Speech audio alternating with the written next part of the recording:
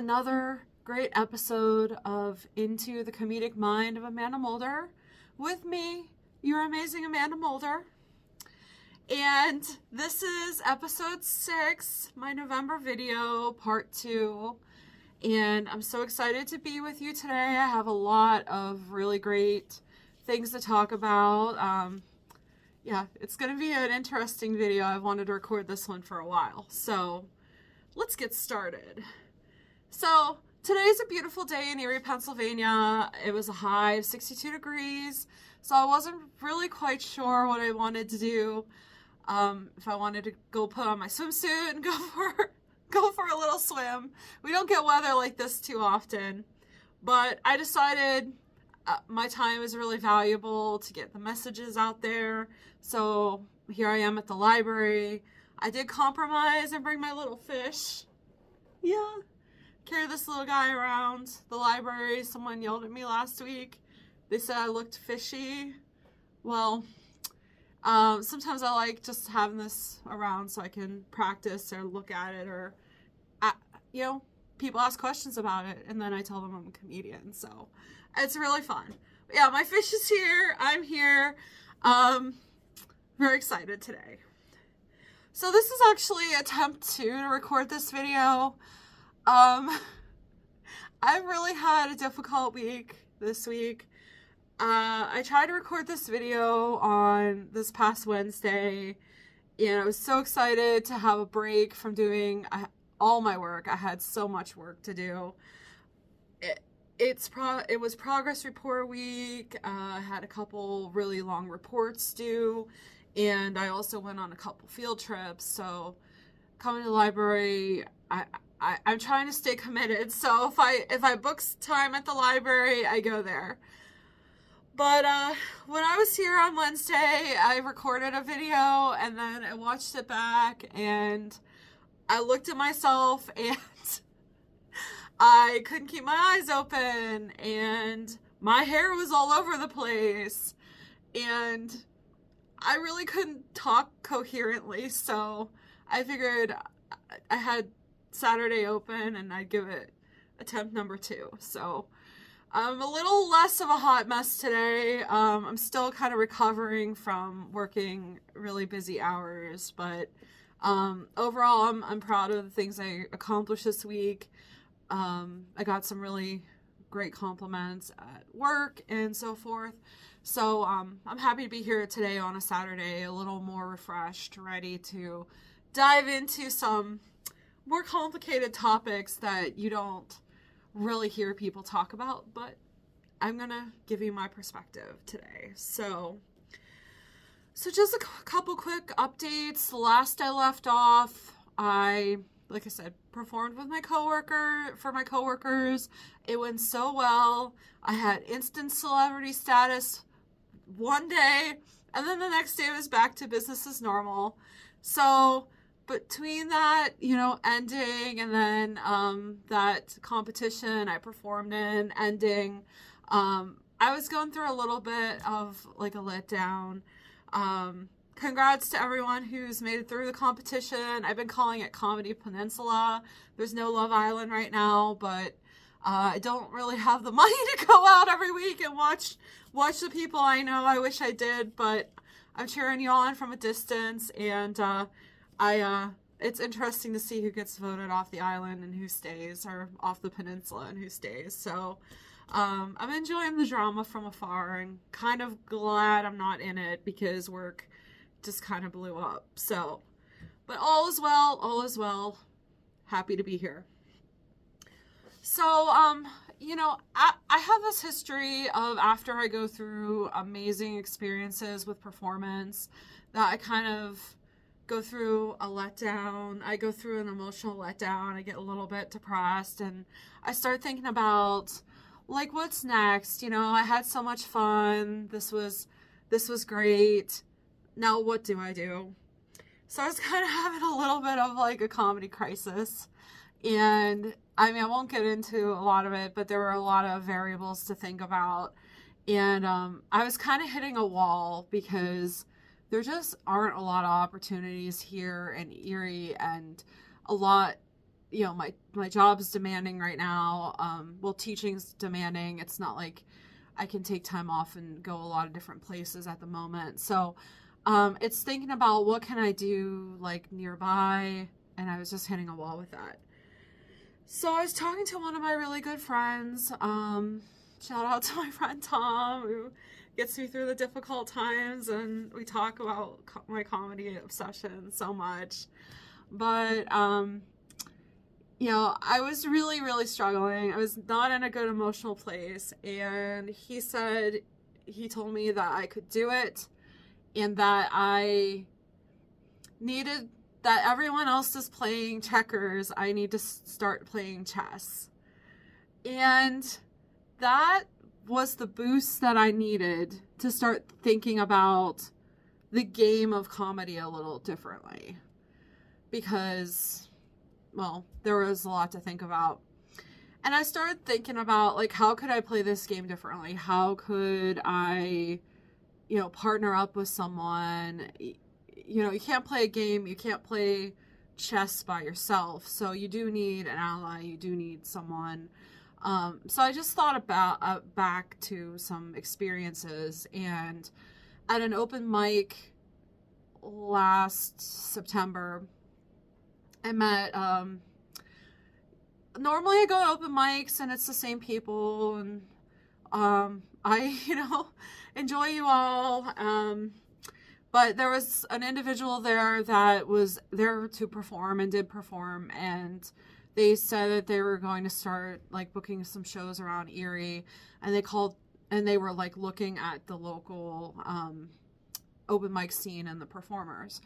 And when I go to open mic, I call it's like writing on the stage or experimental stuff that I maybe wrote, and I'm trying to like throw it at the wall and see what sticks, see what can get the toughest audience of comedians to laugh at. Or what do I feel good about staying on stage is pretty much what I bring to an open mic. I don't really bring my type 5. People have heard that. If I'm practicing a type 5, I go here to a library, or I go to a park, or I go somewhere random. But yeah, so anyway, I was just performing something experimental about like Pokemon and my Panera drinks that I get like 4 drinks a day out the strip club. And the individual watched me do my stuff and thought I was, you know, funny. I had a good vibe. And we started talking. We both have gone through Steve Martin's masterclass. I talked about myself and like the training I've been through and the learning that I've been doing on my own about comedy. And individual gave me their card, and I told them, well, I'm performing in this competition. You know, I'll see how things go, and, you know, hopefully get in contact afterward. Well, I kind of had in my mind, all that stuff is done. Need to move on to the next thing. And I reconnected with that individual that I met open mic night, and we chatted on the phone last Saturday. And we just seemed to have a similar comedy vibe. And we talked for an hour about comedy, and I called initially like wanting to get out and show this person my type 5 since they didn't see it at open mic. But they told me they were impressed by what they did see me perform, and you know, it was all good. So we talked about comedy, and we both seem on the same page, you know, and we're gonna perform together for a benefit for the March of Dimes on December 8th at 5 p.m. And I'm really excited about this opportunity because it's going to be professionally recorded. I'm not going to be racing against the timer, worrying about having my mic cut on stage. It's just going to be a really great time where I can dive into comedy. I know my type 5. I know what I'm performing. I've rehearsed it. And just do it the way it's intended to be without worrying.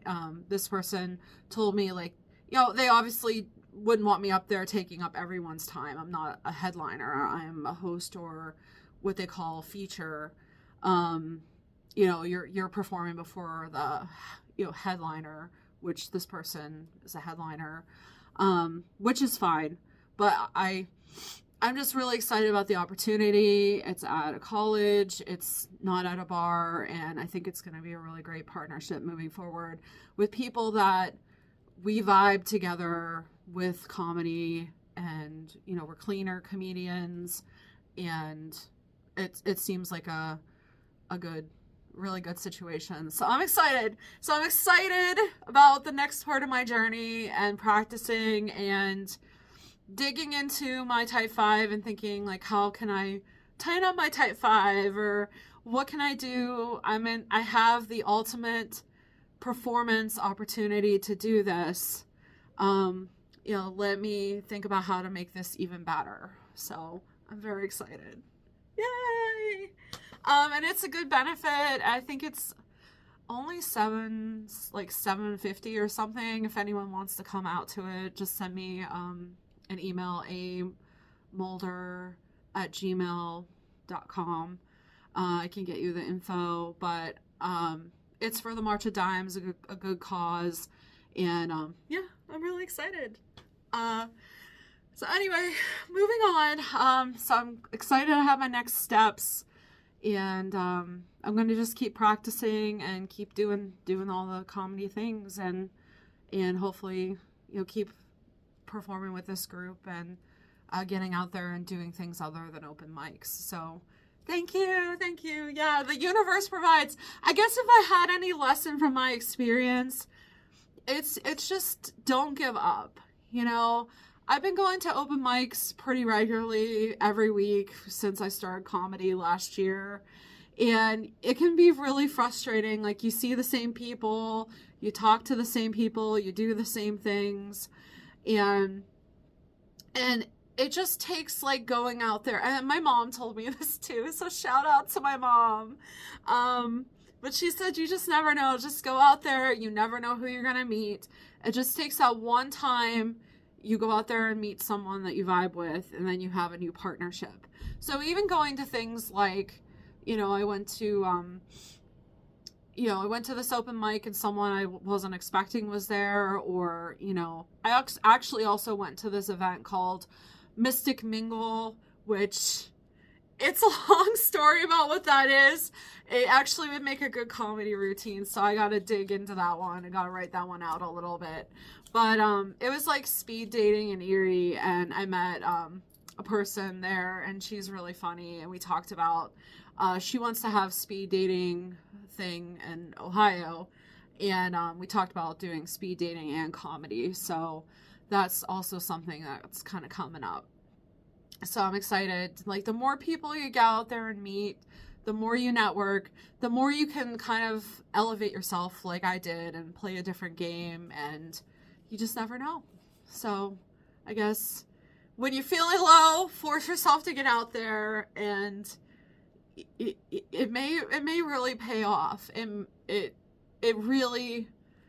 It's incredible what opportunities are out there, but you never know unless you force yourself, even on your most difficult days, to go out and do the thing that you don't feel like doing, but you're passionate about. So when I do go out, I feel better. It's just, I have a rough week and I'm tired. Sometimes it is a challenge. So anyway, okay. So going into, I'm moving right along, and I've wanted to talk about this topic for a long time, and I apologize in advance because I know this video is going to be longer, but this is a complex topic. It's been on my mind a lot, even more so recently, because I've been out at some different open mic nights and hearing some alternative things. But I want to talk about a concept in comedy that I don't feel like a lot of people understand it. And maybe I'm not even the expert on it either, but I want to get this topic out there and talk about how important it is, my views and thoughts on it, and, how it's helps me view comedy differently, and also think about the material that I perform. So The topic I want to talk about is called punching up, not punching down. And it is a topic that comedians address. We really didn't talk about it too much in the class I took. And Steve Martin doesn't talk about it. I don't believe he talks about it. He talks a little bit about just being mindful of what you're saying in public, but he doesn't, I don't feel like he addressed this topic. But this topic, punching up, not punching down, it is in the Comedy Bible. And I would like to read the definition. It is, the Comedy Bible has the 10 Commandments of comedy. A lot of these are known throughout the community of comedians. And number 6 of the Comedy Bible says, thou shalt bash the powerful. Comedy has always poked fun at the rich and powerful, holding them accountable. It's called punching up. On the flip side, bashing those you perceive as less fortunate based on religion, race, and sexual orientation isn't smart. Don't use your comedy to oppress other people. So, it's here, right in the Comedy Bible. That's my reference.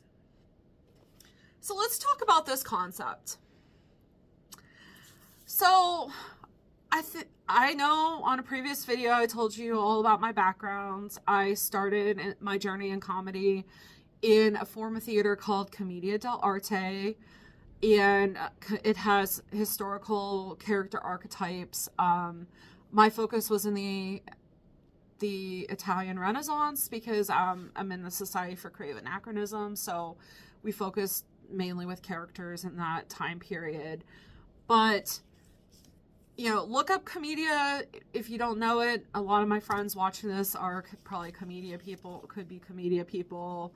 But just to give you all who are not in Commedia, there are different archetypes, and Commedia has those archetypes in different, we call them scenarios. And some of the common archetypes are like Pantalone, he's like this old man that has a lot of money but never wants to spend it. Dottore, this old white man who he has gone to the University of Bologna and has all this learned knowledge but not a lot of practical knowledge.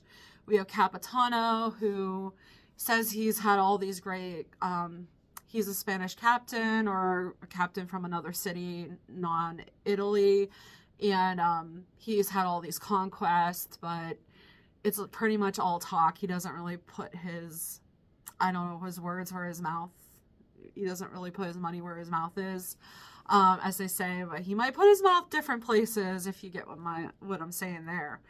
Anyway, Commedia has their old, white, powerful men, male archetypes in these plays, and they represented, wealthy individuals in Italian society. Although Capitano, he's from a different country, but they, poked fun at, people from the outside coming into Italy. So these characters in Commedia they're powerful in society. They're white. They have money. They make decisions that affect the other characters in plays.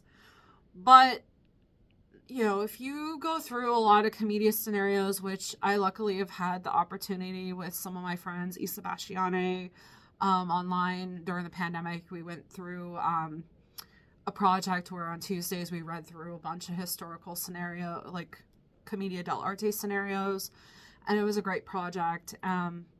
But the scenarios and some of the scenarios from the past don't translate well to today, but that's a whole other thing to get into. But typically in the scenarios, though, a common thing that happens is the servant characters who are in a lower societal class than these white men. They're at the top of the societal class.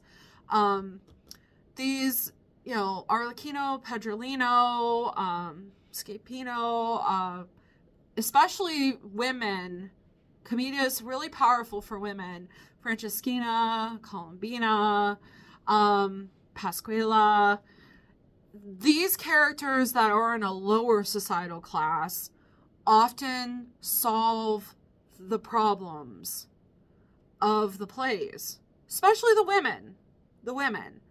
So Comedia, poked fun at these higher class people in power that were clueless, the bumbling fools, curmudgeons they just did stupid stuff that affected these other people, but often the people in a lower societal class figure out their problems, figure out a way creatively out of them. So it shows like how it gives the people who are lower a little hope that you can kind of use your mind, use your skills, and, bash the powerful. The powerful can be stupid, and even though they're rich and powerful, sometimes, comedy of the past gave people a hope that there was a way out around some of these oppressive political structures. So I'm saying that, obviously not a comedian video, but comedy has a concept called punch up, not down. So that is theoretically similar to what I try to explain in Comedia. As a comedian, when you go on stage, you can use your voice to sort of, whatever you say, you can make fun of the people more in power, the archetypes, the thoughts, the common misconceptions in our society that are holding power. The more powerful people, above us, you can make fun of those people. But it's generally frowned upon as a comedian to go out there on stage and bash people who are less fortunate, people who are, of a different race, class, sexual orientation, religion. It's really something to think about. Marginalized classes, people like, indigenous people, Native Americans, people that have been oppressed by the people in power, which have often been white men, white rich men. So I say this because I have gone out to open mics recently, and just went out Thursday, and it is eerie.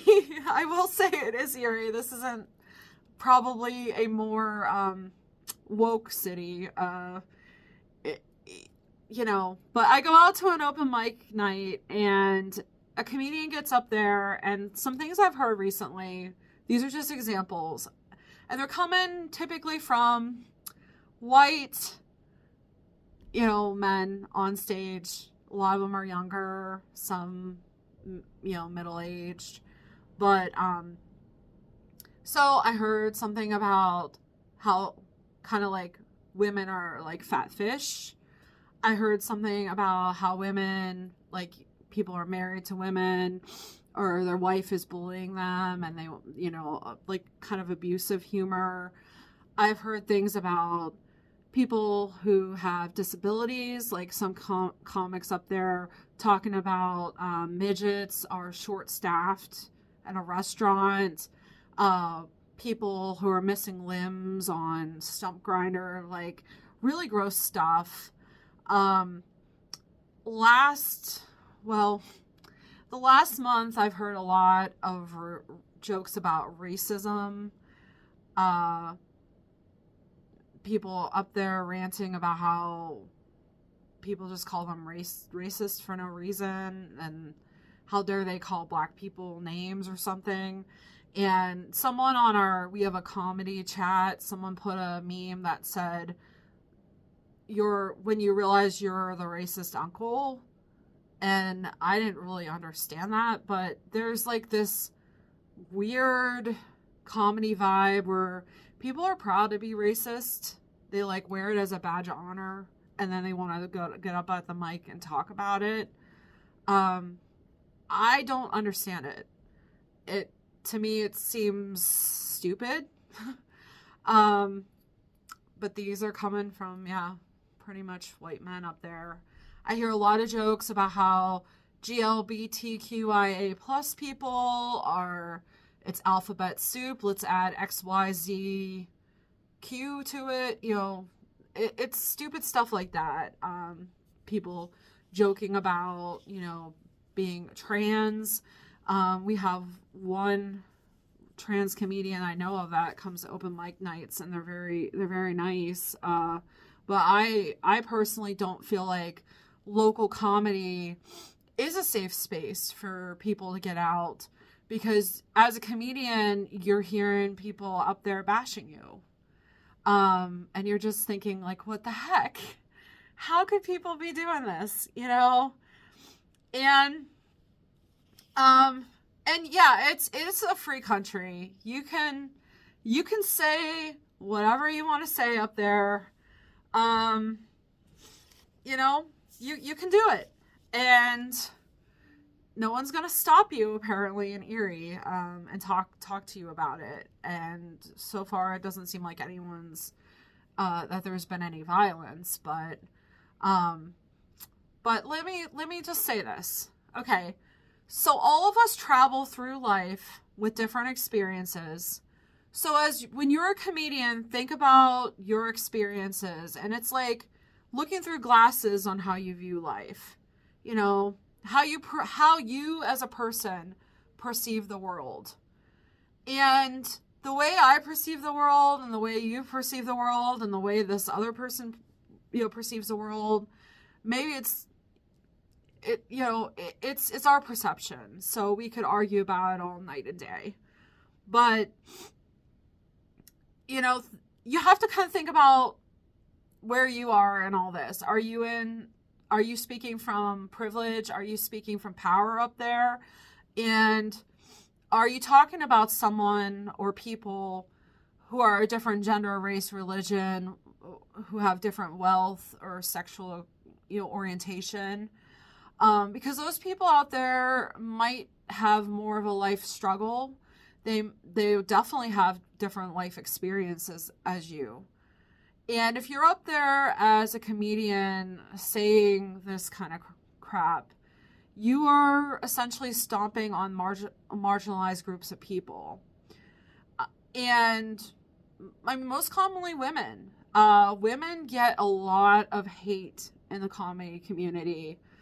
I'll just be real about that. I mean, we get trashed online a lot. People say women can't be funny. It's out there. People will judge you just on your gender and say, hey, you're not funny. And often women do not get booked as much as men. And if you look on a flyer, at least flyers around here of comedy shows, it's really just 6 or 7 white men performing. You don't see people of color. You rarely see women. I think there's 2 women that get booked around here. You just don't see diversity. And something to ask yourself is why? Why don't we see more people coming out? And the reason is open mics around here are just not a safe space for people, marginalized people to come out and do their comedy. Because they know, like, they're going to come out and be targeted by people of a higher social class. So, if you're up there saying things, you like some of the list, there's more things. But if you're saying some of those things, you are perpetuating negative stereotypes. People are laughing. You're getting cheap laughs. A lot of people are probably laughing because they're uncomfortable hearing you say things like that. Especially if you have women in the audience or, other people in the audience, and they're just like, okay, I fit in that class that you're making fun of. I mean, yeah, like I said, you can go up there, you can say whatever you want, you can do whatever you want. It is a free country, but you will end up isolating your audience. People will be upset. You may not get invited back. I mean, open mics, anyone can get up there and do anything, but people are not going to book you to perform, because we value our audience. We value having people out there laughing and enjoying comedy, not feeling like they're targets of your comedy. So yeah, those people then like kind of feel like they're your targets of your jokes, when I'd say the safest thing that you can laugh about is yourself, about your life experiences, about, things that have happened to you that don't involve other people. Leave all that, leave those other qualifiers out of it. And an important question to even ask yourself before you perform a routine and say some of these things is, am I speaking from a privilege, an area of privilege? Where am I in the social hierarchy of society? And that might be kind of a complex question, especially for this area. Not sure people even know where to begin, but let me break it down for you.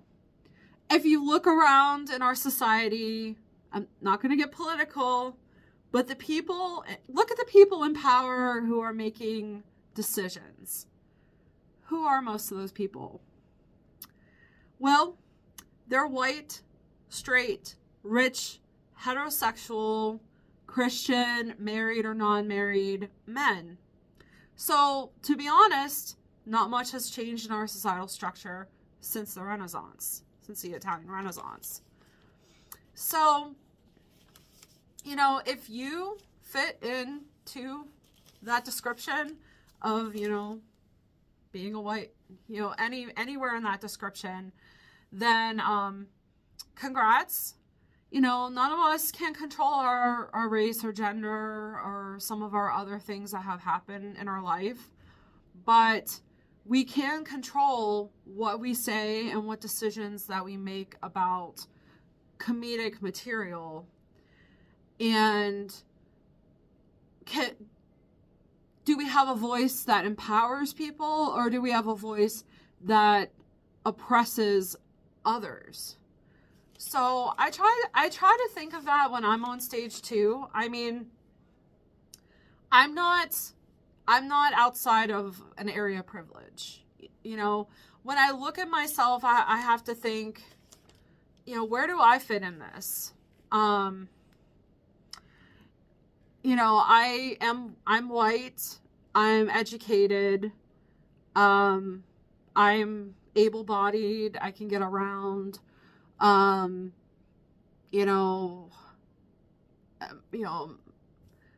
sure there's other things going on that I don't even know about. I'm a teacher, I always see things through the teacher lens. I do work with a lot of individuals, students, parents. I see a lot of people I work with that are, have life struggles. So I feel like I can emphasize, I have more empathy for them, man. But, and I've been through a lot of stuff too. I won't get into it, but I've been through some abuse and some hard stuff, some trauma, and struggle with my mental health, and so I'm part of that too. But yeah, I'm still out there. I'm part of some privileged classes, but I'm also part of some of like the marginalized, less fortunate, women. There's a struggle with women in comedy, like I mentioned. I'm age I'm over 40, mental health struggles, you know, GLBTQIA plus, I would say asexual, pansexual. It's complicated. This is not the type of video to get into it, but the older I get, the more fluid and about things I feel, and then the less important sexuality is to me, and that would be a whole other conversation. But anyway, I have non-conventional views about relationships, but my comedy persona is single. So anyway, I fit into some of the less fortunate categories too. So like I said, the safest bet is to talk about your life experiences. Like, I can talk about my experiences as a woman. I can talk about my experiences in all these categories. And then I can punch up and, you know, I comment on white cis male men, especially since, well, I've been through a lot with that population. I've been stomped down. So I have things to say about it. You know, every time there was some white male, you know, exercising power over me, whether I wanted it or not, now I'm on the stage able to sort of throw that back and heal, and I can use comedy, you know, if done properly, to, you know, laugh about it now, but also heal. But I personally would never go on stage and make jokes about being racist or, you know, being black, or you know, make jokes against physically disabled people, because they would sort of fall in categories of less fortune and different life experience than me. And I really can't speak about other people's experience or their hardships or things that they've been through. So, like, the best thing I do is speak about my life and not showcase negative perceptions against other people. So I really do try. I try a lot when I do comedy to think about that. I mean, that's one reason why I like talking about random things, like teaching people about random funny topics like they didn't know. You know, like Dingus Day and different things. I talked about the beaver moon, and April fish. You know, I love fish. You know, so you can find things out there to talk about that are not going to, you know, punch down on someone else below you, and you can be funny. Yeah. So I hope that makes sense. I feel I made notes because I was like, oh, I know this is going to be a long video, and it's definitely something I wanted to talk about. And there was it just scratches the surface. I know this is 40 minutes, and I'm like, oh, no one's even going to watch this. Why did I even do this?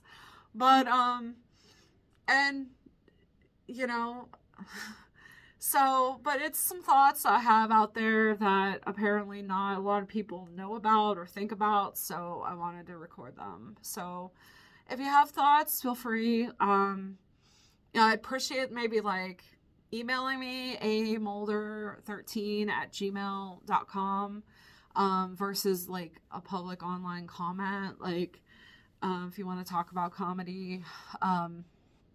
But, you know, obviously you can leave comments too, that's fine. But I hope it gave you some things to talk about, and, you know, I don't know I don't know if there's a solution. Either you buy into the thoughts or you don't. And it's just kind of another way to think about choosing material and ways to engage and not isolate your audience. Okay. Well, it's 40 minutes, so I'm going to end there, and I hope everyone has a great day. My fish and I think we're going to get kicked out of the library, so we hope you have a fantastic day. Bye!